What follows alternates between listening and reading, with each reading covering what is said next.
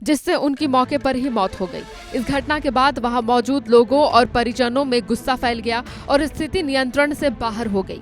देखते ही देखते विवाद इतना बढ़ गया कि यह एक बड़े झगड़े में बदल गया, जिसने पूरे गांव में अफरा तफरी का माहौल पैदा कर दिया। घटना के बाद आक्रोशित ग्रामीणों और परिजनों ने आरोपी युवक और उसके एक साथी को पकड़ लिया और उनकी जमकर पिटाई कर दी। इस मारपीट में आरोपी युवक की मौके पर ही मौत हो गई, जबकि उसका साथी गंभीर रूप से घायल हो गया।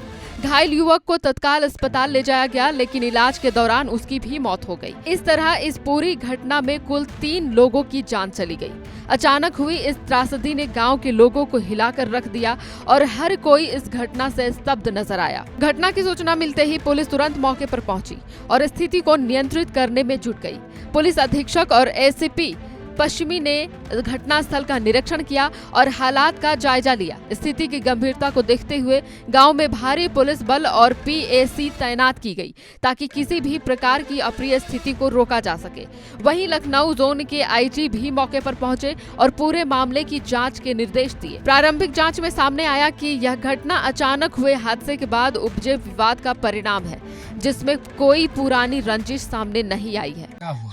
हाय भैया, हमारे आदमी के ऊपर गाड़ी चढ़ा दी हैं। हाँ, इन 3 दक्षिण गांव से लेके इन गाड़ी चढ़ाई ना के मेरे गांव। हाँ हाँ खत्म हुई थे भैया।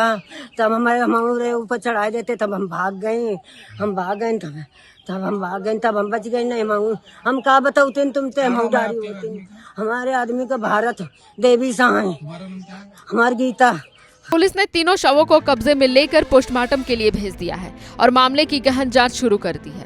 घटना के बाद गांव में तनाव को देखते हुए सुरक्षा व्यवस्था को मजबूत किया गया है और लगातार निगरानी रखी जा रही है। पुलिस ने आरोपियों की पहचान कर उन्हें पकड़ने के लिए 4 अलग अलग टीमों का गठन किया।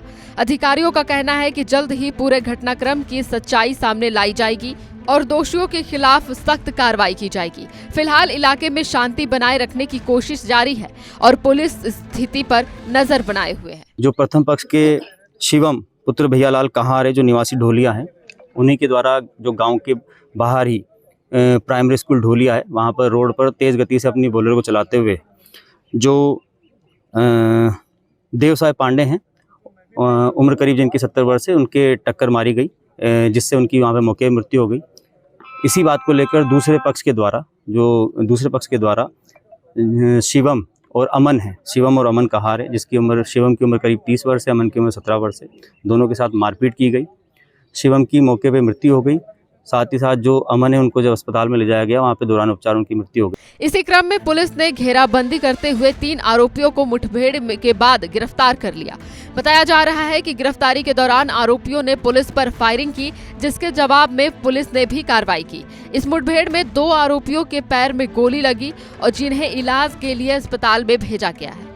आरोपियों के कब्जे से तमंचे, कारतूस, लोहे की रॉड और एक मोटरसाइकिल भी बरामद की गई है। पुलिस का कहना है कि यह कार्रवाई पूरी तरह से नियमानुसार की गई और आगे की जांच जारी है। देखिए, एक वाहन के साथ जो टकराव हुआ था, उसके बाद जो मृतक परिवार के लोग हैं, वो आकर के जो गाड़ी चला रहे थे, उनके ऊपर अटैक करके उनके बाद में मृत्यु हो गई है, हत्या की गई है।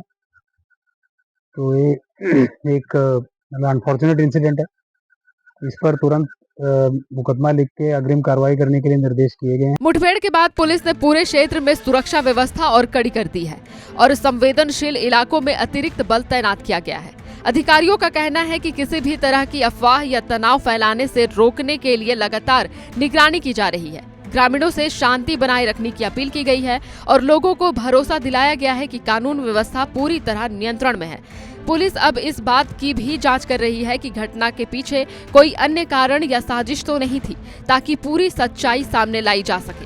दिनांक 27/28 मार्च 2026 की रात्रि लगभग 3:30 बजे जरिए मुखबिर थाना सुरसा पर सूचना प्राप्त हुई कि थाना सुरसा में दिनांक 27 मार्च 2026 को ग्राम ढोलिया में घटित घटना, जिसमें एक व्यक्ति की पिकअप डाले से टक्कर लगने से मृत्यु हो जाने के पश्चात मृतक के परिजनों द्वारा दूसरे पक्ष के लोगों के साथ मारपीट की गई, जिसमें 2 व्यक्तियों की मृत्यु हो गई।